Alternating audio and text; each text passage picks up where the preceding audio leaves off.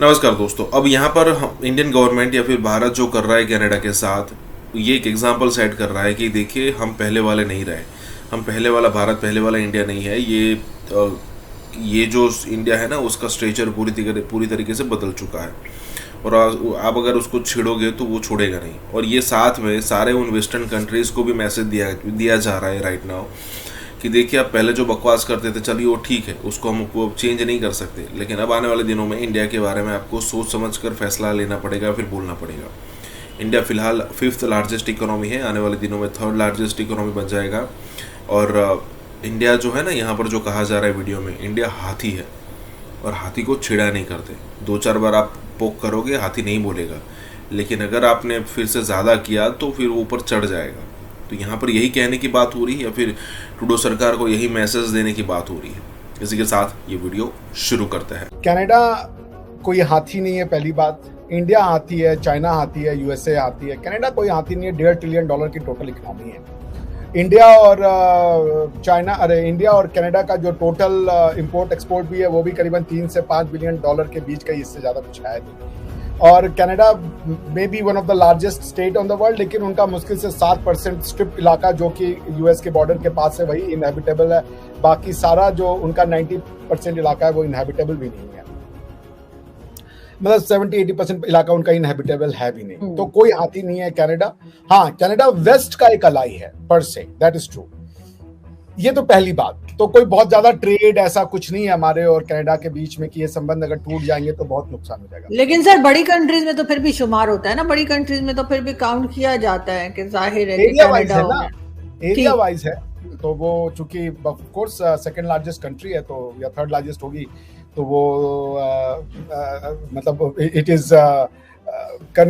Is concerned at one. But let's see. देखिए जो लोग इसमें कूद रहे हैं, पहली बात कि ट्रूडो ने ये कहा है कि दे हैव क्रेडिबल एलिगेशंस कि there is a potential link, not link, potential link between the killing of Hardeep Singh Nijjar and the government of India. ठीक है ना। उनका ये कहना है कि हम इस एंगल की तहकीकात कर रहे हैं कि निज्जर को जो मारा गया है उसको शायद गवर्नमेंट ऑफ इंडिया का संरक्षण प्राप्त है, कोई लिंक है, ऐसा वो कह रहे हैं। उन्होंने ये नहीं कहा कि इंडिया एक रोग स्टेट है, इसको आप अंतर समझिए। वो ये नहीं कह रहे हैं कि जो हरदीप सिंह निज्जर है वो क्रिमिनल नहीं था। वो ये कह रहे हैं कि हमारी धरती पे आके आप हमारे इंटरनल अफेयर्स में मुदाखलत कर रहे हैं। अब यहाँ पे आपको 2 कंसेप्ट समझना बहुत जरूरी है, इंडिया और कनाडा के। बिकॉज कि अगर आप देखे हैं इस स्टेटमेंट के तुरंत बाद ट्रूडो आए, उन्होंने कहा neither I want to provoke India nor I want to escalate the matter. मैंने सिर्फ ये बात कही है टू हाईलाइट कि हमारी सॉवरेनिटी को खतरा है। इंडिया भी नहीं कह रहा कि कनाडा एक रूग स्टेट है या टेररिस्ट स्टेट है या ऐसा कुछ है। मैं एक सेकंड लूंगी सर आपसे। आपकी बात ठीक है, उन्होंने जो बाद में बात की या जो पहले बात की, लेकिन फिर एकदम से डिप्लोमेट्स को निकाल देना दोनों तरफ की कंट्रीज से, तो वो ये बात जताता है कि बात बहुत ज्यादा सीरियस है, सीरियस मैटर है। नहीं, उन्होंने डिप्लोमेट को नहीं निकाला, उन्होंने जो रॉ के सिक्योरिटी इंटेलिजेंस ऑफिसर थे कनाडा में उनको निकाला। इंडिया ने उसके बदले में सीनियर डिप्लोमेट को निकाला। ठीक है ना, this is what it is. देखिए इसको समझने की जरूरत है। इंडिया और कनाडा के बीच में एक सीरियस मिसअंडरस्टैंडिंग, कोई हम लोग दुश्मन नहीं है, misunderstanding of a concept called freedom of speech and expression को लेके है। इंडिया ये कहता है कि आपने जो ये खालिस्तानियों को अपने यहाँ पनाह दी हुई है, ये अगर सिर्फ पीसफुल प्रोटेस्ट निकालें और कहें कि इंडिया जो है वो घटिया कंट्री है और हमें खालिस्तान चाहिए, इससे हमें कोई ऑब्जेक्शन नहीं है। मगर ये खालिस्तानी में बैठ करके यदि कनिष्क के हवाई जहाज को उड़ा दें पूरा का पूरा, और अभी पंजाब में एक हिंदू जो पुजारी थे उनकी हत्या हुई थी और पुलिस ने इन्वेस्टिगेशन में इस बात का पता लगाया था कि हरदीप सिंह निज्जर जो है, जो कनाडा में था, ये उसमें उसका हाथ था। गवर्नमेंट ऑफ इंडिया ने कैनेडियन गवर्नमेंट को कहा कि ये आपके पास एविडेंसेस हैं, आप कार्रवाई कीजिए। ट्रूडो ने कार्रवाई नहीं की।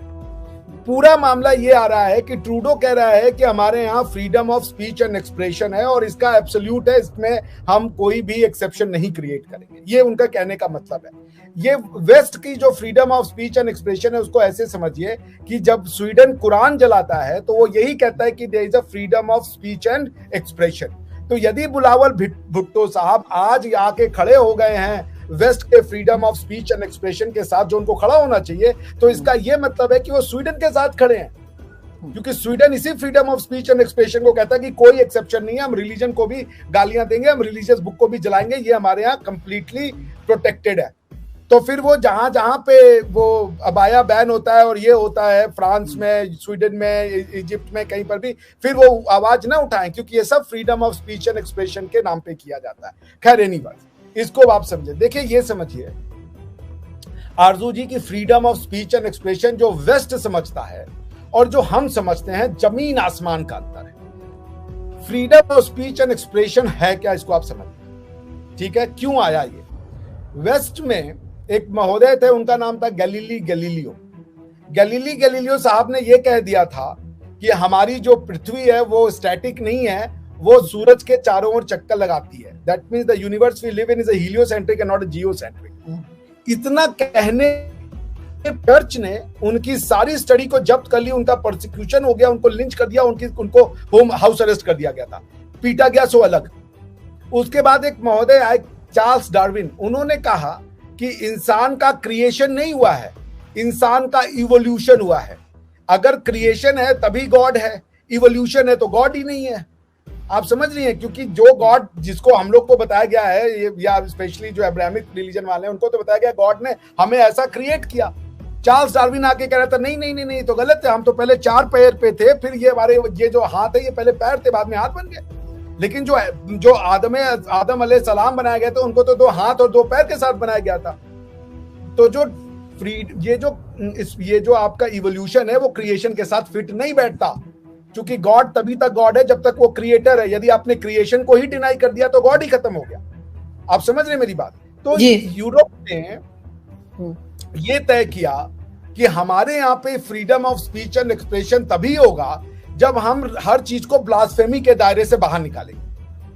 तो क्योंकि ये जो वो कह रहा था कि इवोल्यूशन हुआ, ये एक तरीके से ब्लास्फेमी था ना, क्योंकि तुम कह रहे हो कि गॉड ने क्रिएट नहीं किया, तो ब्लास्फेमस है। तो यूरोप का जो कॉन्स्टिट्यूशनल सोसाइटी है, उसका जो बीज है वो freedom of speech and expression है। क्योंकि freedom of speech and expression का उपयोग करते हुए ही बाइबल में से पॉलिटिकल पावर को अलग किया गया, क्योंकि लोगों को कहा गया कि आप साइंटिफिक बनो, आप बिलीवर मत बनो। बिलीवर का एंटीथेसिस होता है साइंटिफिक। तो इसलिए यूरोप जो कहता है कि जब हमारा जो freedom of speech and expression है वो है ही रिलीजन को गाली देने के लिए, गाली एज इन नॉट बेकार की गाली, कंस्ट्रक्टिव गाली देने के लिए। हम एब्सोल्यूट फ्रीडम है हमारे पास कि हम रिलीजन को किसी भी तरीके से मजाक उड़ाए, मखौल उड़ाए, क्रिटिसाइज करें, हम इस पे कोई भी रिस्ट्रिक्शन नहीं लगाएंगे।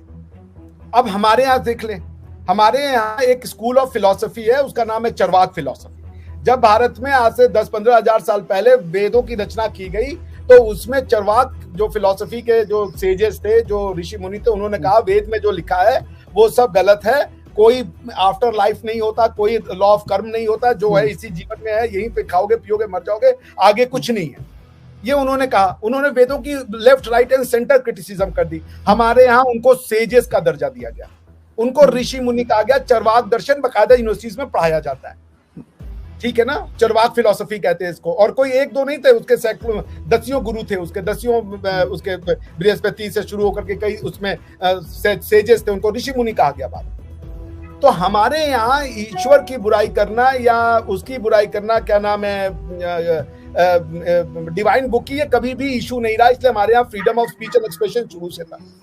आचार्य जिनसेना ने, आपको अगर नहीं विश्वास हो तो आचार्य जिनसेना जो थे, उन्होंने बहुत पहले महापुराण में ये कह दिया कि जो लोग थ्योरी ऑफ क्रिएशन को मानते हैं या क्रिएटर ऑफ द गॉड को मानते हैं, वो लोग गलत हैं, उनका कॉन्सेप्ट ही गलत है।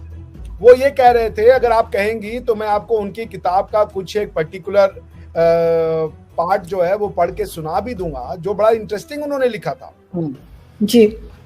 उस किताब का नाम था महापुराण। आप समझ रही हैं? जी जी। उन्होंने ये लिखा कि those who believe in the creation of the earth are fools, because अब उसमें कई कुछ, पता नहीं आपके सामने यहाँ बोलना चाहिए नहीं बोलना चाहिए, मैं उसमें नहीं जाना चाहता। तो पॉइंट इसमें यह है कि हमारे यहाँ क्रिएशन थ्योरी को कभी जगह ही नहीं दी गई, क्योंकि हमारी थ्योरी है कि क्रिएटर और क्रिएशन एक है। We believe that the create God, इसलिए हम सब गॉड हैं, हमारे अंदर ही क्रिएटर भी है, हम ही क्रिएशन भी है। So there is a difference of philosophy. अब इसको आप समझिए, वेस्ट यही कहता है, वेस्ट कहता है हम कोई एब्सोल्यूट रिस्ट्रिक्शन, एब्सोल्यूट फ्रीडम है, freedom of speech and expression का हम कोई भी एक्सेप्शन नहीं मानेंगे। यूरोप में 2006 में यूके में एक लॉ बनाया गया, हेट स्पीच का लॉ। हेट स्पीच के लॉ में ये तक कहा गया कि आप अगर किसी के रेस पे, कलर पे, उसके नेशनैलिटी पे यदि कोई प्रोवोकिंग बातें करते हैं तो वो हेट स्पीच है। लेकिन रिलीजन पे नहीं रखा उन्होंने, यानी कि आप किसी के रिलीजन के अगेंस्ट में कुछ बात करेंगे तो उसको उन्होंने नहीं कहा कि ये हेट स्पीच के दायरे में आएगा। तो आपको ये समझना पड़ेगा, इंडिया और कनाडा के बीच में concept of freedom of speech का प्रॉब्लम है। हम ये कह रहे हैं कि आप फ्रीडम ऑफ स्पीच के नाम पे टेररिस्ट एक्ट को नहीं इंसाइट करवा सकते हैं, और कनाडा कह रहा है नहीं, ये freedom of speech and expression है, वो कुछ भी करें। और इवन मैं आपको बताऊं, इवन वेस्ट में भी ये कनाडा के लिए कहा जा रहा है कि भाई आपको इसको देखना पड़ेगा, क्योंकि आप अभी कुछ दिन पहले खालिस्तानियों ने एक प्रोसेशन निकाला था, उसमें इंदिरा गांधी को गोली मारते हुए दिखाया था। ये freedom of speech and expression है। उसके बाद उन्होंने सरेआम धमकी दी कि हम यहाँ के जो एम्बेसडर हैं उनको हम देख लेंगे, कोई अगर उसमें से इंसाइट होकर गोली मार दे आप क्या करेंगे? So there is no problem between Canada and India. The only problem is that what will be the manifestation of the concept called freedom of speech and expression.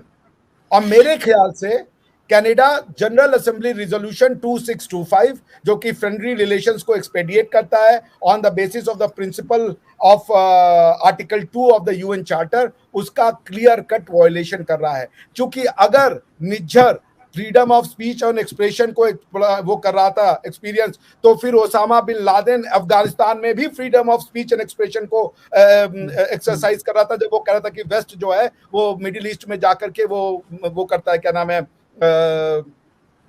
Destructive activity करता है। तो अगर Nijjar freedom of speech and expression enjoy कर सकता है तो हम waste को तबाहो बर्बाद कर देंगे कहने वाले ओसामा बिन लादेन में क्या बुराई है? बिल्कुल वही बात है।